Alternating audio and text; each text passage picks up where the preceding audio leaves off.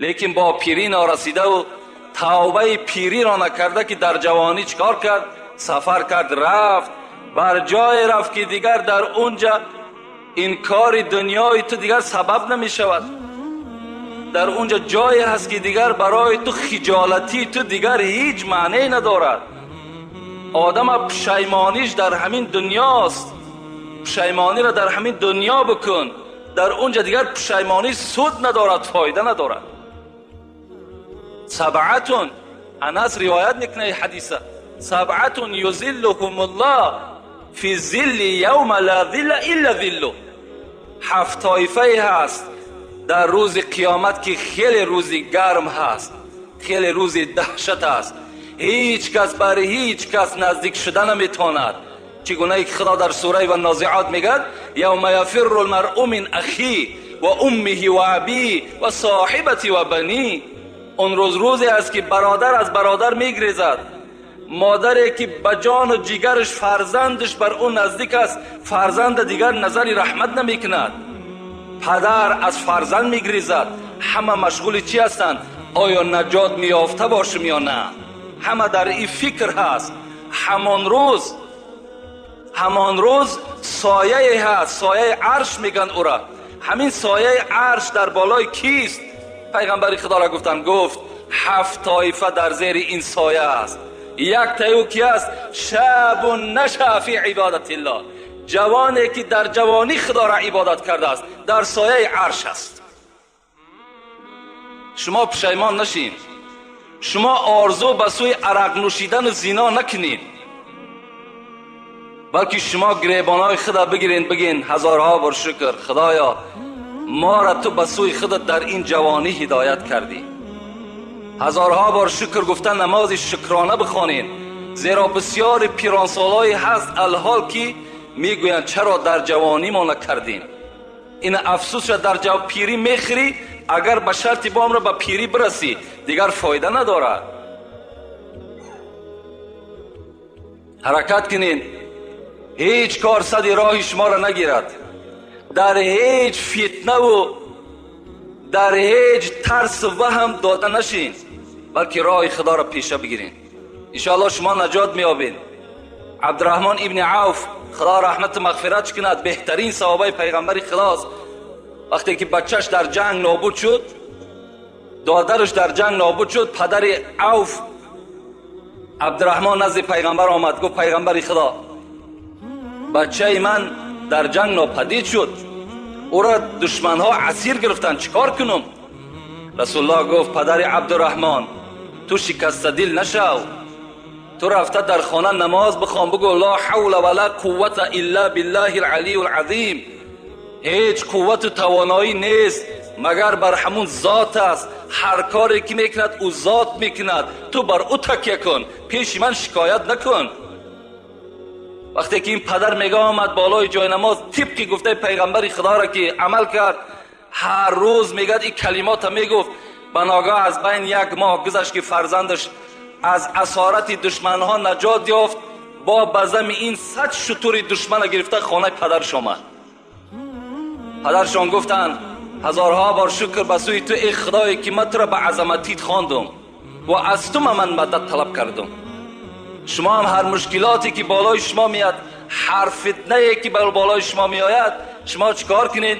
جای نماز پرتوین، فقط زاره و تولا را از خدای خود بکنید، انشاءالله از همه بلاها شما نجات میابید. خدا ترسی را در دلتان، خواه جوان باشین خواه پیرانسال، البته جایگیر کنین. البته کسی که از خدا میترسد، تمام حیوانها و تمام انسها از او میترسند. من این را برای شما یک مثال میارم. وقتی بستان خواندم، بستان سعدی را، حضرت یک حکایت عجیبی آوردن در باب خدا ترسی. تماشا کنیم. همین عملی که شما الحال کردین، به نماز جمعه که میآیین، این خود خدا ترسی هست، این علامتی خدا ترسی است. و الا رفیقای شما هم در پهلوی شما در همون کارخانه‌های کار میکردین، همونجا کار کرده ایستادن، لکن شما را چی؟ ترس خدا و ایمان شما گرفته بر همین مسجد بر وقت آورده رسانید. این ایمان شماست، این ترس خداست. حضرتی را در نظم ادرارت حکایت کنند از بزرگان دین، حقیقت شناسان عین الیقین. سعدی میگوید این حکایه‌ای که من بر شما میکنم این افسانه نیست، بلکه این را حقیقتی دارد، بلکه این در تجربه حیات انسانها گذشتگی هست. آیا این چی حکایت است؟ شما گوش کنین نگید. این حکایت بیهوده نیست.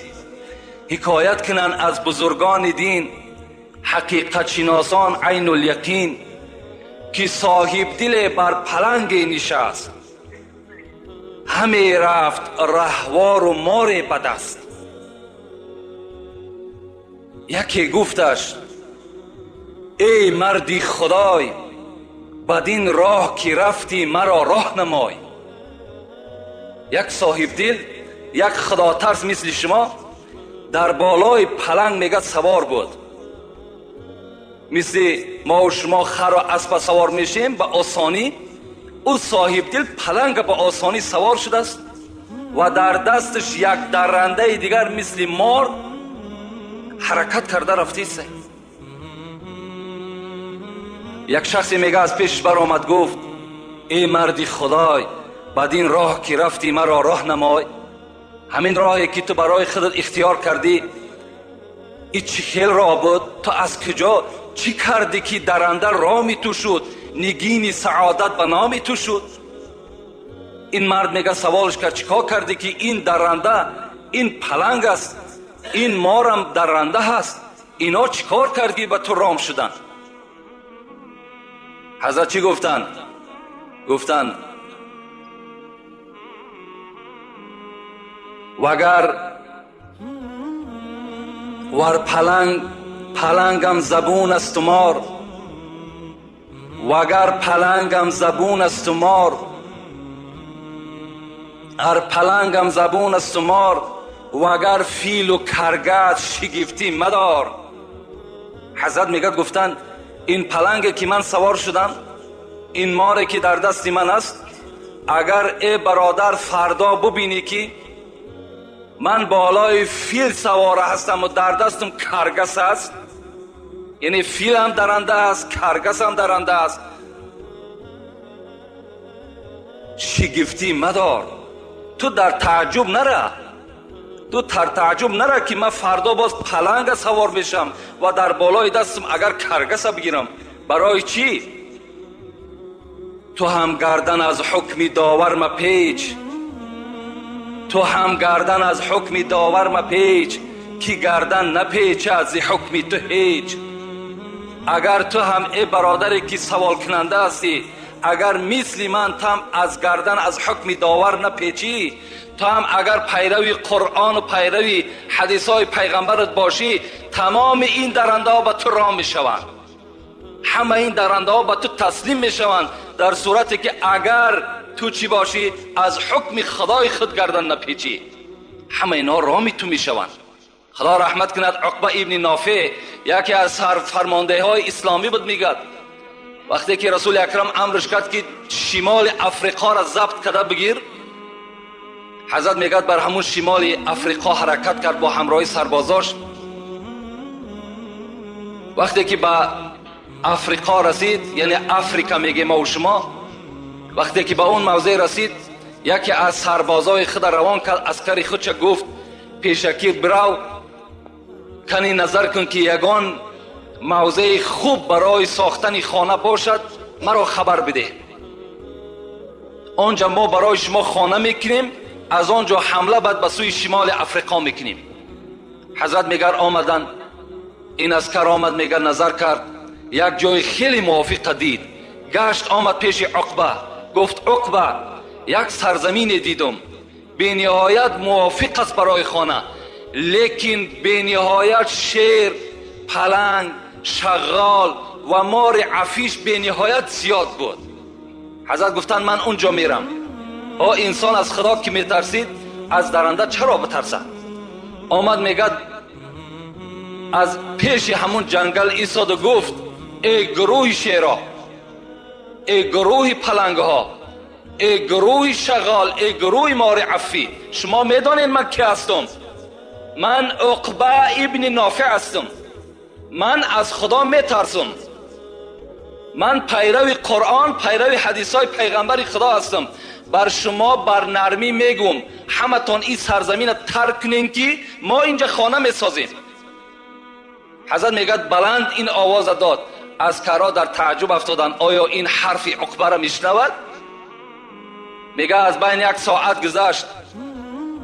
به خدا قسم میگد پلنگ از پسش چند بچه دارد، شیر از پسش چند بچه دارد، مارایی که چند بچه دارد. میگد سله سله از همون موضع میبرامدند.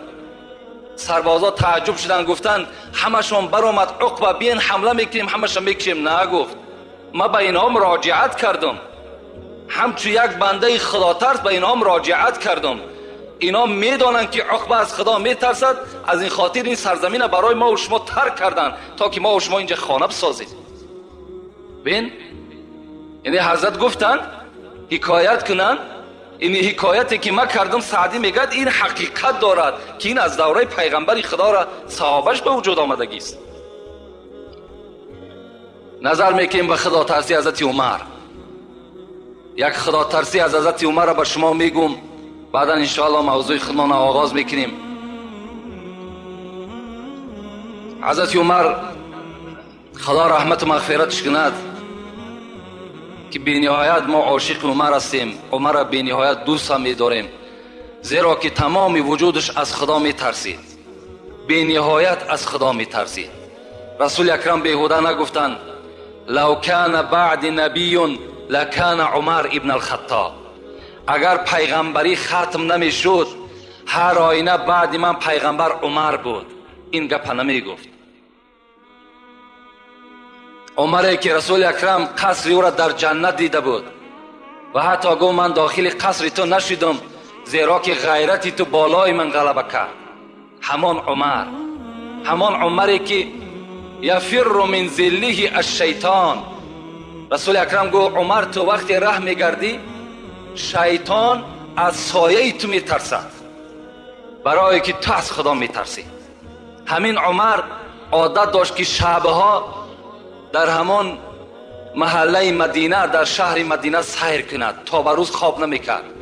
میگشت مردم چی مهمات داشته باشد، چی مشکلات داشته باشد، مردم در کدام موضوع صحبت میکند، چی کمبودی ها باشد، این گونه خلیفه ها بودن، این گونه پیشواها بودن. میگد بنز یک تیریزه آمد که یک زن میگد در بستر تنها خواب بود. میگد به خودش میگفت خدایا من از تو میترسم و الا اگر نترسم آتش بر این جاگه خود میزنم، یعنی زنا میکنم. میگه این سخن میگفت. چند مدت است میگفت خدایا این چند مدت است شوهر من در حرب است، در محاربه است. خدایا کی ایرا میاری میرسانی؟ اشتهای شوهر دارم، پروردگار را از تو میترسم و الا به زنا دست میزنم. میگه این سخن میگفت. عمر وقتی میگه این سخن شنید در وجودش یک لرزه پیدا شد. گفت در اصل انسان است آخه، اشتها دارد. در حال میگه پیش دخترش آمد حفصه. این در زمانی بود که پیغمبر که از دنیا گذشته بود، عمر در خلافت نشستگی بود. حفصه که زن پیغمبر خدا بود، دختر عمر بود. آمد گفت حفصه، گفت از تو یک چیز میپرسم. چی چیز؟ زن چند قدر طاقت دارد به شوهر؟ حفصه میگه حیا کرد. زنها یه وقتا هم حیا داشتند، زنها بی نهایت حیا داشتند. امروز بین خواهرای ما و شما در کدام سطح قرار دارند؟ ما و شما هم دهنامون پوشیدگی باری هم نمیگیم که امر خدا تا بجا بیار، از خدا بترس. حتی همین را نمیگیم، میترسیم، غیرت نداریم، نمیدانیم که فردا ما و شما را از این فرزندا میپرسند. اینا نمیگیم، اینا نمیفهمیم. میگه حیا کرد. گو حفصه گفت حیا نکن، تو اگرچه دختری منم باشی تو مادری من هستی، تو زن پیغمبر هستی. زنهای پیغمبر مادری ما هستند. میگه حفصه طاقت نکرد، با زبان نگفت و با دست اشاره کرد، 4 ایشان داد. گفت 4 ماه میتواند که زن به شوهر طاقت کند. و میگه آیتی را از سوره بقره خواند. این آیت معناش همین است که اگر مردها از شما 4 ماه جدا شدند، شما میتونین که نزد قاضی مراجعت کنین و خط طلاق خود بگیرین. این 4 ماه را وقتی که میگه آیت که ذکر کرد، حضرت عمر در حال آمد پرسان کرد شوهری همین زن در کجاست؟ گفتند در ایران جنگ می رود، در ایران است. حضرت در همونجا خط برآوردند که کدام سربازی که به جنگ می رود از 4 ماه زیاد در محاربه اشتراک نکند، 4 ماه پس نزد زنش حتمی حاضر شود. این سنت حضرت عمر است که در جنگ هایی که حضرت عمر تشکیل میکرد این سنت جاری کرده بود، از 4 ماه زیاد یعنی عسکر جنگ نکند بلکه آمده زنی خودش خبر بگیرد. اینا بین این ترس خدا بود که حضرت اینا مشاهده کردند و اینا در عمل جاری کردند. یک شب میگد، یک قصه دیگرش میگیم ان شاء الله، بعد دعا میکنیم. قصه های عمر بی نهایت زیاد است، بی نهایت زیاد است. یک شب میگد یک نماینده از شهر آذربایجان، آذربایجان هم خیلی شهر قدیمینه است، از نماینده های پادشاه عرب امون آذربایجان یک نمایندهش نزد حضرت عمر روان کرد. خدا تفسیر من بر شما میگم.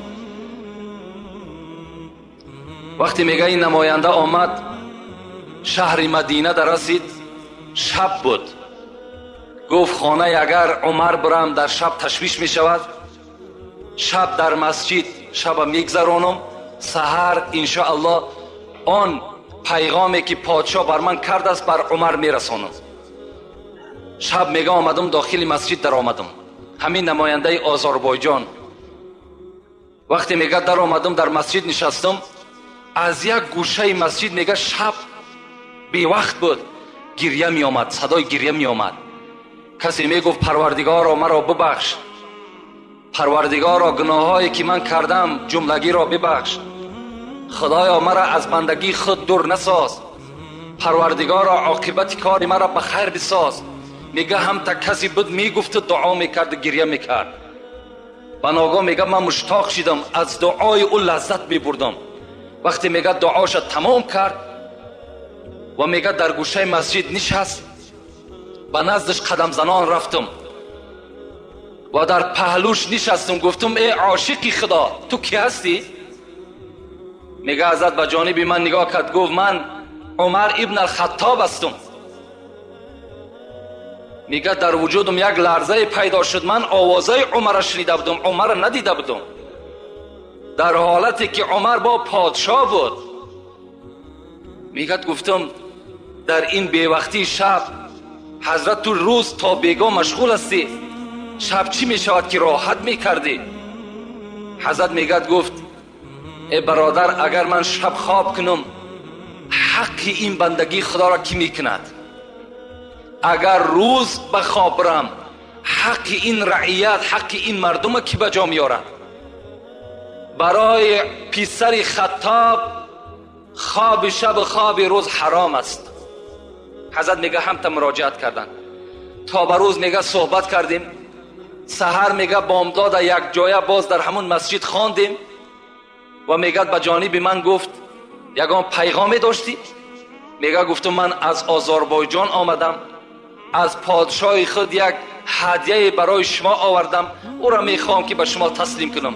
حضرت عمر گفتن خوب میشود که خانه بریم، در خانه من شما را مهمانداری میکنم، هر پیغام و هر هدیه‌ای که داری اونجا من از شما قبول میکنم. حضرت دستی او را گرفتن، میگه به خانه آمدن.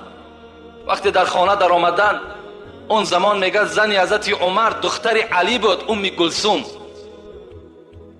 فریاد زد ام کلثوم این مهمان است، یگان طعام داشته باشی نزد ما بیار. ام کلثوم میگه صدا داد عمر در خانه بجز نان خشک و کمی از ملخ پختگی دیگر چیزی نیست. خانه پادشاه که از 3 قسم دنیا در دست حضرت عمر بود، با جز نان خشک یک کم از ملخی پخته دیگر چیزی نیست. در خانه پادشاه گوشت بریان نیست، در خانه پادشاه نان ملایم نیست، در خانه پادشاه یگان آش دمداختگی نیست، در خانه عمر پول نیست، مال نیست، در بانک ها پول ندارد.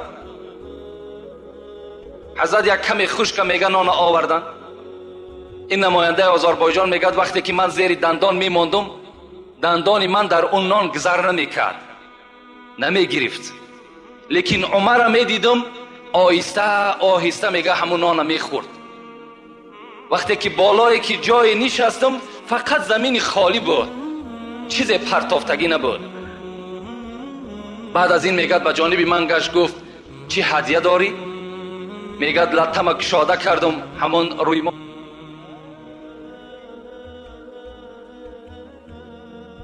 گاهی هست که بغیر در شهر آذربایجان دیگر در هیچ جا پخته نمیتونند.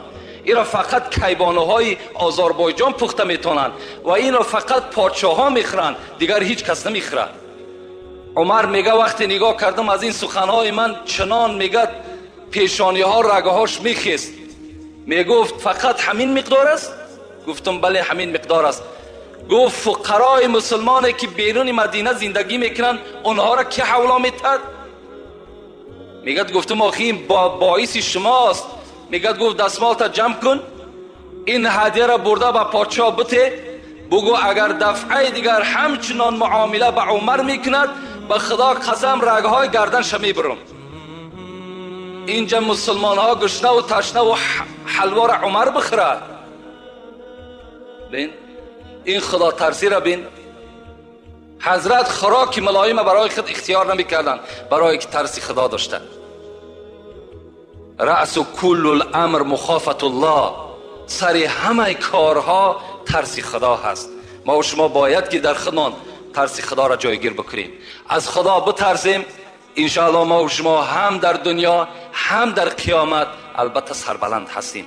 هیچگاه خواه در پنهانی باشین برادرها، خواه در آشکارا باشین، شما فقط و فقط تصور کنید که خدا شما را نگاه دارد، خدا در نظاره شما هست. چگونه که پیغمبر میگه اعبد الله کانک تراه فان لم تکن تراه فانه یراک. خدا را چنان عبادت کن که همچنانی که او را دیده ایستاده ای، اگرچه او را نمیبینی او تو را میبیند، همچنان خدا را عبادت بکن. جمعه پیشین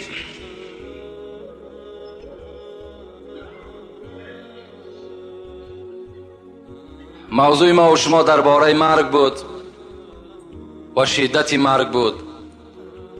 این موضوع خیلی موضوع دراز مدت هم هست، زیرا که تمام کتاب ها در باب مرگ و شدت مرگ البته سخن ها می رود. این جمعه هم که باشد انشاءالله این موضوع را بر شما خاتمه می بخشیم. اعوذ بالله من الشیطان الرجیم، بسم الله الرحمن الرحیم. منها خلقناکم و فیها نعیدکم و منها نخرجکم تارة اخرى. صدق الله العظیم. خدا بر ما و شما میگوید ای بندگان، شما از خاک آفریده شدید. یعنی پدر شما حضرت آدم خداوند از خاک خلق کرد. و فیها نعیدکم، شما را مادامی که من از خاک پیدا کردم میگد خدا، و فیها نعیدکم، باز شما البته به خاک مبدل میشین. خاک بودین باز به خاک مبدل میشین. و فیها نعیدکم و منها نخرجکم تارة اخرى، باز از همین خاک روز قیامت وقتی که امر به زنده شدن شما می شود، شما باز از همین خاک سر می بردارید. شما خاک از خاک پیدا شدین، به خاک رجوع میکنین، باز از همین خاک روز قیامت شما سر می بردارید. اگر چندی سلیمانی به خاک دهر یکسانی، اگر چندی سلیمانی، سلیمان بی نهایت بای بود، حضرت داوود بچش، اگر چند تای سلیمان باشی میگد، اگر چندی سلیمانی به خاک دهر یکسانی، و یا جمشید و خاقانی به خاک دهر یکسانی، اگر قند و عسل نوشی، اگر قند و عسل نوشی، اگر ملبوس زر پوشی، به ماهرویان در آغوشی به خاک دهر یکسانی.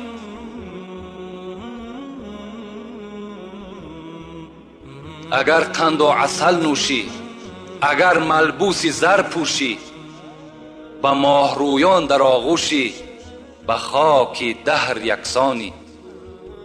اگرچه فرد دورانی، یعنی اگرچه آدم عادی هم که باشی، اگرچه فرد دورانی، به تخت خیش سلطانی، تو اندک روز مهمانی به خاک دهر یکسانی. اگرچه شاه تورانی، اگرچه شاه تورانی، کی زور از شیر غرانی، پسند پهلوانانی به خاک دهر یکسانی. به یاد روی جانانی، به یاد روی جانانی، جنون تو سینه بریانی، چو بلبل گر غزل خوانی به خاک دهر یکسانی. البته به البته از خاک بودیم، به خاک باز میگردیم، باز از خاک روز قیامت ما و شما سر میبرداریم. ایزی خاکت آفریده خاکیا هوشیار باش، خاک بودی خاک گردی در منیان هوشیار باش. البته دنیا جای ابدیت نیست، دنیا جای نیست که ما و شما ابدی زندگی کنیم. اگر از خلاصه مرگ همین ما و شما بفهمیم، همین قدر ما و شما بفهمیم که دنیا جای ابدی نیست، همین برای ما و شما کفایت کننده است. رسول اکرم میگه کفا بالموت واعظا، برای شما داملای امر معروف کننده لازم نیست.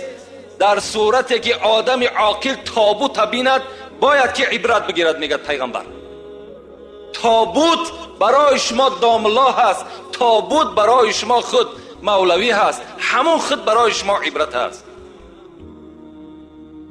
دنیا جای ابدیت نیست. زمان پیغمبر خدا بود، رسول اکرم میگه دائم نماز با جماعت که میخواند، پس میگشت به سوی مردم نمازخانه ها را نگاه میکرد و میپرسید فلانی کجاست، فلانی کجاست.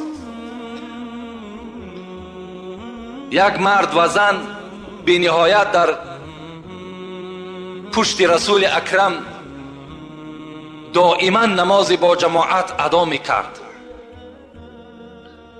یک روز میگه رسول اکرم بین این موی سفید و این عائله موی سفید که کمپیر بودن، اینها حرکت کننده به سوی نماز جماعت بودن. امروز خدا ما و شما را تن صحت داده است، سلامتی خوب داده است، مسجدهای کشاده که باز میگم غنیمت هستند، اینها را داده است. ما و شما به این قدر نعمت خدا نمیرسیم. باز خدا رحمت کند عمر را، سخنم کمتر بیرون از موضوع می شود. دورای حضرت عمر بود. حضرت میگد وقتی که پهلو گشتن نگاه کردن که یک مرد در جماعت نیست، میگه گفت فلانی کجاست؟ گفتن فلانی بیمار است. حضرت عمر وقتی میشنید که فلانی بیمار است میرفت تفتیش میکرد در اصل بیمار است یا نه. میگه وقتی که شنید بیمار است خیست، میگه خانهش رفت، خانه همون مرد رفت، میگه درش تق تق کرد، گفت فلانی، میگه از داخل آواز داد لبی و میگه آمد در کشاد. وقتی عمر دید لرزه در وجودش پیدا شد. میگه ناگفته عمر گفت من سبب نیامدن جماعتم بیمار هستم. حضرت عمر گفت تو بیمار هستی؟ گفت بله بیمار هستم. گفت لعنت خدا بر تو. عمر تو را الحال گفت ای فلانی تو لبی گفتی آمدی کو؟ تو را خدا فریاد دارد حی علی الصلاة حی علی الفلاح، بیاین به سوی نماز، بیاین به سوی نجات. چرا خدا را قبول نکردی گپشه؟ چرا گپی عمر لبی گفتی؟ این عمر خطابش بود. گپی عمر را تصدیق میکنی، لبی میگوی، به نزدش میای گپی خدا اخت قبول نمیکنی. رسول اکرم میگه پرسان کرد این موی سفید و این کمپیری که از پس من نماز میخوان کجاست؟ گفتن اینها یک پسری داشتند، اون پسر وفات کرد. این موی سفید و کمپیر پاهاشون از کار ماندگی هست. او فرزند دائم اینا را پشت میکرد، میآورد در پهلوی تو میگذاشت، نمازم میخواندم، باز هوچ کرده به خانه خودش میبرد. رسول اکرم میگه به سوی صحابه گفت آگاه باشین، اگر دنیا ابدی میشد، اگر دنیا یک آدم برای خود قرار میداد و پرورش میکرد و ابدی زنده نگاهش میداد، هر آینه همین جوان خدا نمیکشت، زیرا که بی‌نهایت خدمت شایسته در حق پدر و مادر کرده است. لکن دنیا ابدی نیست. این رسول اکرم برای او گفتند. ابن مسعود در حدیث ها میگوید که از نام پیغمبر خدا روایت میکند ان احدکم یجمع خلقه فی بطن امه 40 یوما نطفه ثم یکون علقه ثم یکون مضغه. پیغمبر خدا گفته است با درستی این که فرزند آدم در شکم مادرش 40 روز همان آبی که در رحم مادر غلطیدگی هست، در بچه‌دان زن افتیدگی هست، همون آب 40 روز قرار می ایستد، هیچ تغییرات در او آب پیدا نمی شود. ثم یکون علقه، بعد 40 روز این آب رسول اکرم گفت به خون تبدیل می شود. 40 روز دیگر خون می ماند. ثم یکون مضغه، بعد 40 روز پس دیگر این به گوشپاره تبدیل یافتگی، بعد آهسته آهسته از هر موضع او اعضاهای انسان تشکیل شدن میگیرد. ببین در دوام 120 روز 40 روز آب است، 40 روز خون است، 40 روز دیگر گوشت است. 4 ماه، در دوام 4 ماه این الکی به شکل انسانی از 4 ماهگی تبدیل می‌یابد تا 120 روزه. اگر فتوای امروزه میگد اگر زن بخواهد که ابورت کند، یعنی فرزند سقط میگیم، اگر نابود کند جایز است، لیکن بعد 4 ماهگی دیگر جایز نمی شود، حکم قتل در بین پیدا می شود، همچنان که فرزند خودش قتل کرده است. اینا فتوا میگد. خب ثم یرسل علیه الملک فینفخ فیه الروح. پیغمبر گفت بعد 120 روز در همین جنین، در همین فرزند که در شکم بی مادر است، خداوند یک ملائکه روان میکند که در او جان بدن، جان در وجود او فرزند داخل می شود. و یکتب به اربع کلمات، به همین طفلی که در شکم مادر است 4 کلمه نویسانده می شود. خداوند امرش میکند اولا جان در وجود او داخل کن، بعد 4 کلمه را در تقدیر او کتابت کن. این 4 کلمه چیست؟ اجله، عمله، رزقه، سعید و شقی. بنویس که چند سال عمر میبیند، بنویس کدام عملها را در دنیا انجام میتد و باز کتابت کن چی مقدار رزق روزی دارد و چهارم کتابت کن که اینه که از شکم مادر بیرون می شود بدبخت است یا نیکبخت. این هم کتابت کن. این یک حجت از نام خدا میگیرد، او را آمده در تقدیر همو انسان چکار میکند؟ می نویسد. خب این مطلب من از این حدیث چیست؟ وقتی که انسان دمی آخرش می شود بین باز 5 ملائکه نزد جان گرفتن او می آید.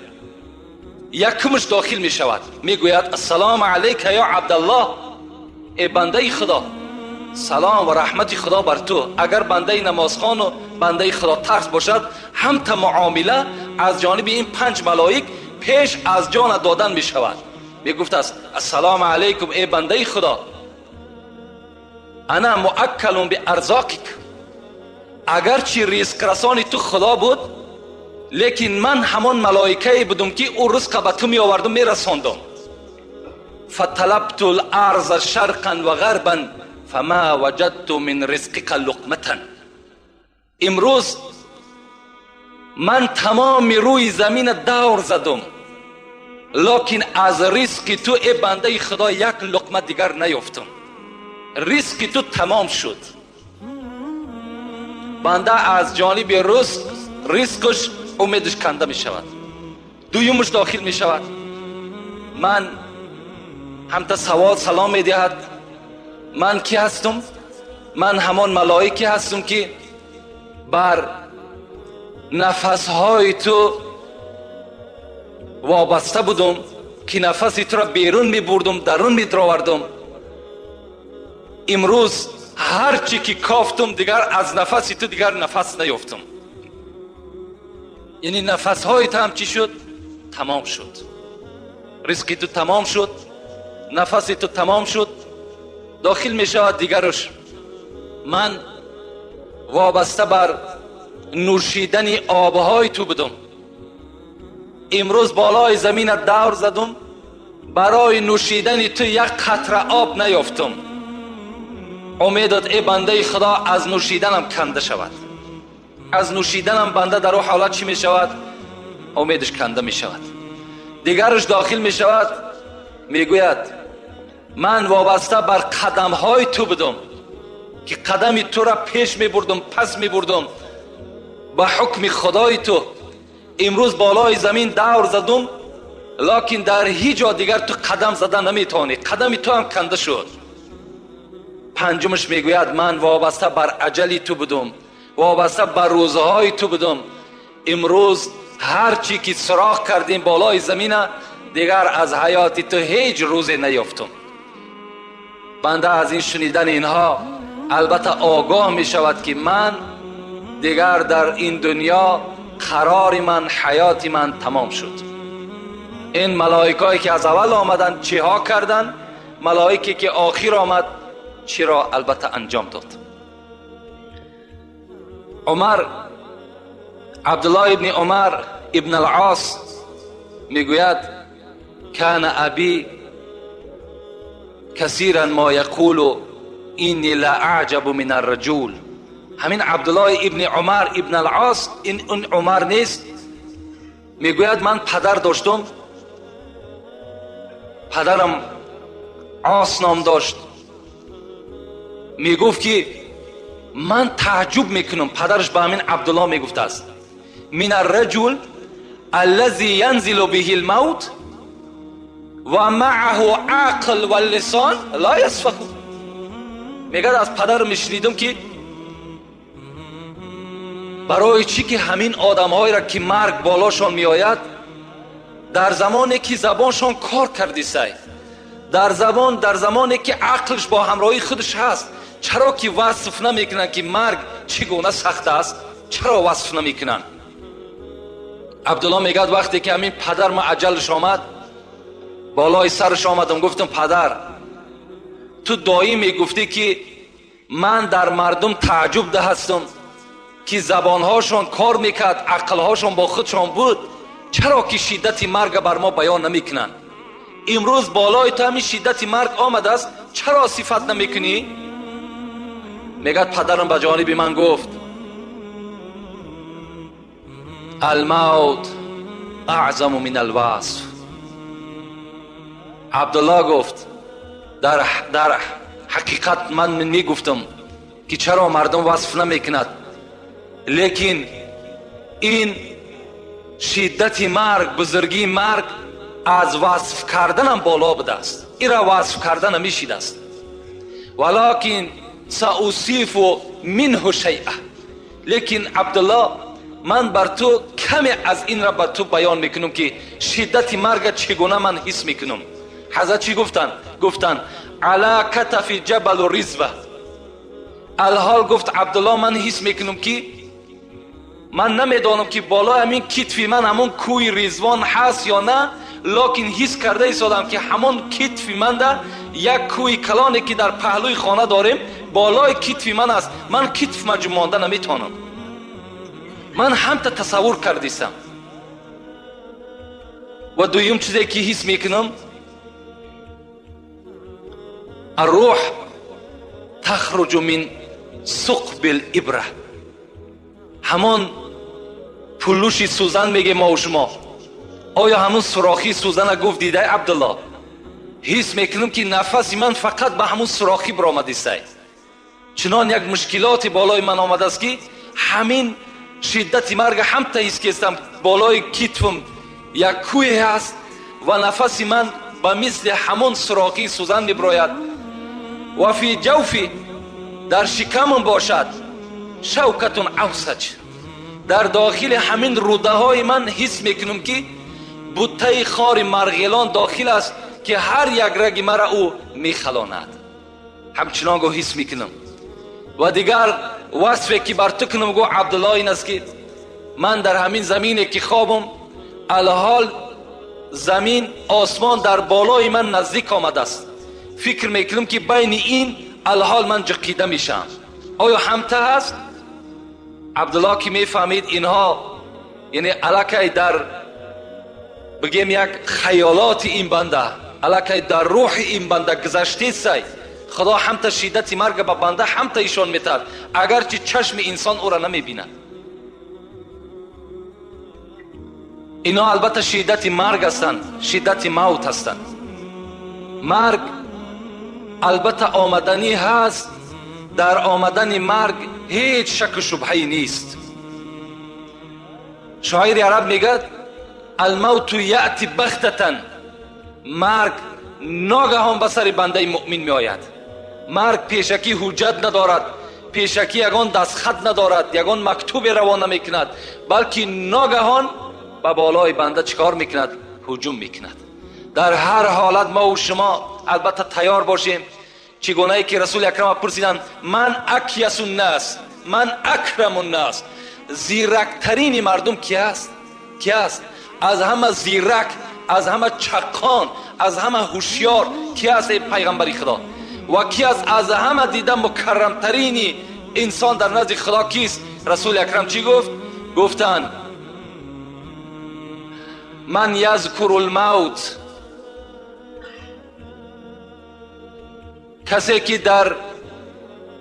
کسی که زیاد ذکر میکند موت را، کسی که بسیار به یاد خود میارد موت را. و اشدوهم استعدادا له، و از همه زیرکترین، از همه هوشیارترین بنده همونی است که اولا دائما در یاد مرگ است و دوم این که برای روز مرگش فقط توشه ذخیرت میکند، فقط جمع میکند، عبادت، کارهای نیک جمع میکند تا که او یقین میداند که روز از روزها این دنیا را البته میگذرد. افسوس میخوریم دیگر فایده ما نمیکند. مرده در وقت غسل با غسال گوید این حرف با زبان حال. وقتی مرده را میگه بالای همون تخته در راست میکنند برای شستن، همون مرده میگه یک صدای دارد که صدای او را انسان نمیشنود. لیکن او چی میگوید؟ مرده در وقت غسل با غسال گوید این حرف با زبان حال. بود مثل تو تر و تازه، قوت داشتم به اندازه، همراه جسم بود جان من، مدت گفتم این و وان من. در محلی که کردم و گفتم، بود فکرم عیالم و جفتم. تا که گشتم خراب و بیچاره، ناتوان حال زرد رخساره. حضرت میگه به سوی همون غسال همین گپا را میگفت است که ای غسال، من هم مثل تو تر و تازه بودم، من هم مثل تو قوت داشتم، مثل تو حرکت کننده بودم. هر دمی که میخیستم و مینشستم، فرزندها و زن و فرزندهام در یاد من بود. حتی چنان مهنت زحمت برای من فرزند و کودکان کردم که این چهره زردی که از من میبینی همه این برای فرزند زن است.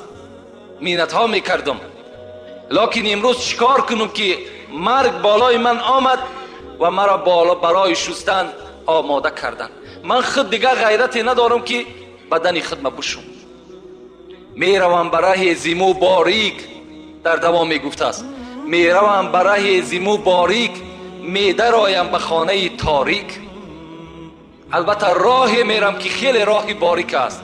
خانه داخل میشم که هیچ روشنی ندارد. روشنی گور چی است؟ قرائت قرآن است. روشنی گور چی است؟ نماز با جماعت است. روشنی گور چی است؟ ترس خدا است. میروم برای زیمو باریک، میدرایم به خانه تاریک. این همه در مقام میماند، سر تنهام میفرستاند.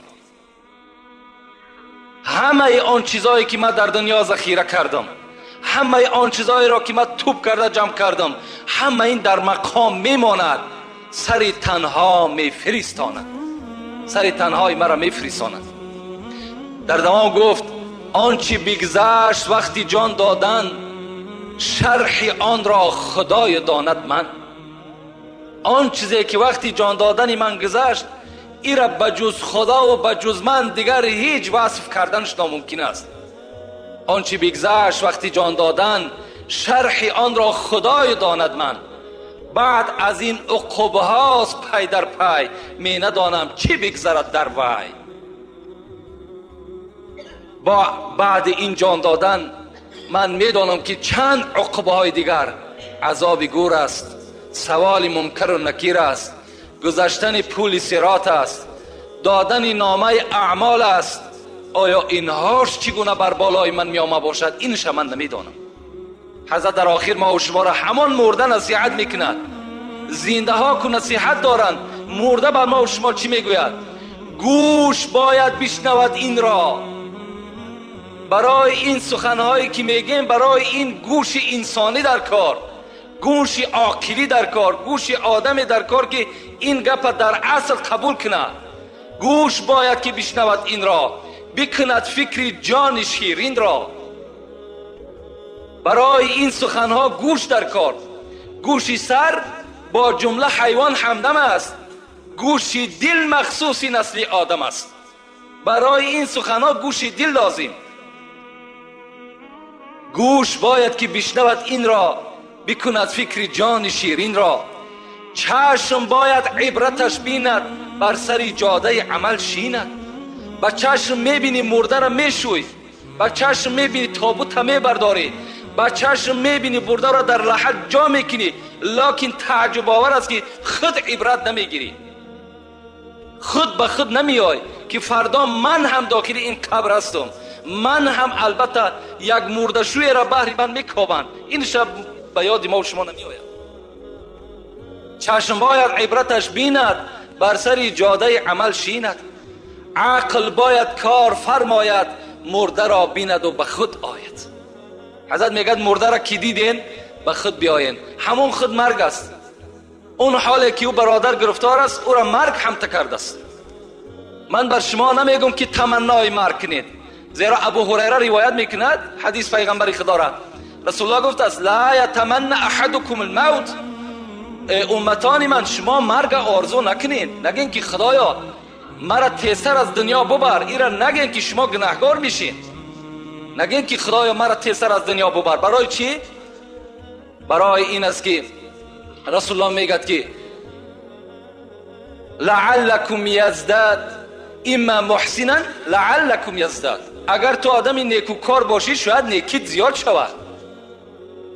و این کان مسیئا، اگر تو گناهگار باشی لعلکم یستعتب، شاید که تو توبه کنی و به سوی خدا باز بگردی.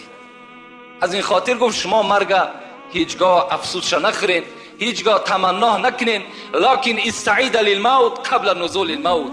پیش از مرگ آمدن شما حتمی برای مرگ برای خودتان آماده داشته باشین، باید که تیار باشین. شما فکر نکنین الحمدلله که امروز نوابسته من بدانم که آدمی در زینه پست از دنیا میگذرد و مالدار و دولتدار و منصبدار نمیگذرد، این برای ما و شما یک افسوس است. لیکن همه میگذرد. در دنیا هیچ کس ابدی نمیماند، همه مورد سوال در نزد خدا با قرار میگیرد. آدم جوان یا آدم پیرانسال وقتی که به سوی خدا توبه میکند، توبه کدام این دوست داشته تر است؟ توبه کدام این در نزد خدا نیکتر قبول می شود؟ رسول اکرم گفتند توبت الشباب، دوست داشته ترین توبه به سوی خدا توبه جوان است. جوانی که دست می بردارد در حالتی که او قادر است که زنا کند، او قادر است که حرام کرده های خدا را رجوع کند، او قادر است که از حرام کرده های خدا بخورد، او قادر است که قتل نفس کند.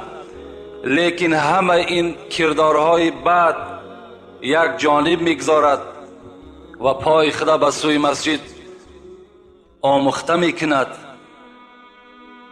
و وجود خودش در بالای جای نماز آموخته میکند. رسول اکرم گفتند این جوان دوست داشته ترین جوان به سوی خداست، از روی آنی که این به سوی خدا توبه میکند. البته خوش به حال همون جوانی که علال خصوص این جوانهایی که الحال پیش روی ما هست، خوش به حال همه شما که این راهی که شما گرفتید. به خدا قسم رسول اکرم گفتند دوست داشته ترین بنده به سوی خدا که نام او در نزد خدا به نام حبیب خوانده می شود این جوان است. جوانی که توبه کننده است نزد خدا نام او حبیب است. از این خاطر حدیث های پیغمبر خدا در این باب خیلی بیشمار است. یک تای دیگرش که یک جالب کننده دقت ما و شماست، رسول الله چی گفتن؟ گفتن انا، اشاره به سوی خود کردن، من و شاب الطایب و جوان توبه کننده و من که هاتین، انگشتاش برداشتن رسول اکرم گفتن مثل همین دو هست. و اشاره بالسبابه والوسطی، اشاره به سوی انگشت سبابه کردن، اشاره به سوی انگشت وسطا کردن. گفتن من و جوان توبه کننده مثل این دو انگشت در جنت نزدیک هستید. الحمدلله که باوری کامل است که ما و شما در پهلوی پیغمبر خدا هستیم، زیرا رسول اکرم خود وعده کرده است که هاتین و اشاره بالسبابه والوسطی. دیدین گفت به همین منزله گفت جوانها بر من در جنت نزدیک هستند. برو در خدمت پیر مغانی، بکن طاعت به هنگام جوانی. به پیری قوت طاعت نماند، به پیری قوت طاعت نماند و یا قابیز تو را فرصت نماند. خدا رحمت کنه جنونه. حضرت میگه تو در خدمت پیر مغانی برو، تو خدمت رسول اکرم در سر بفرار، تو پیرو پیغمبر خدا شو، بکن طاعت به هنگام جوانی. حالت جوانی تا غنیمت بشمار، در حالت جوانیت خدا در نزدیک شو. برای چی؟ با پیری قوت طاعت نماند. این رکوعی که تو ملایم میکنی و سر خم میکنی و میره بر زمین میخیزی، این آدمی پیر کردن نمیتونه. این نمازهای طولانیه که تو میخوانی زبان آدمی پیر به این نمیگرده دیگر. به پیری قوت طاعت نماند دیگر، قوت نمیماند و یا قابیز تو را فرصت نماند. دویم مشکلات شمین است که قابیز گفته ملک الموت میگد، اون ملک الموت دیگر تو را فرصت نمیتد. پیری خودش یک نشانه مرگ است. تو را دیگر قابیز نمیماند. تو تکیه کننده دیگر به پیری هم نشو، بلکه اختنیم خمس قبل خمسین. این پیغمبر حدیثش غنیمت بشمار 5 چیز را پیش از 5 چیز. یک توش چی است؟ یک توش امین است، جوانی را پیش از پیری غنیمت بشمار. این غنیمت است. ما و شما نگیم فرداش در گمان است. فردا چیزی گمان است، این فردا را هیچ کس نمیداند. یک وجب راه است بدیل از تو تا دامان خاک، در سر این مژگان چو اشک ایستاده ای هوشیار باش. از تو تا دامان خاک یک وجب راه است. خواه پیر باشی خواه جوان، در سر این مژگان چو اشک ایستاده ای هوشیار باش. مثل اشکی که در بالای میشه های ما و شماست که این زمان میغلطد زمان دیگر. انسان حضرت بیدل گفتن هم تحیز گفته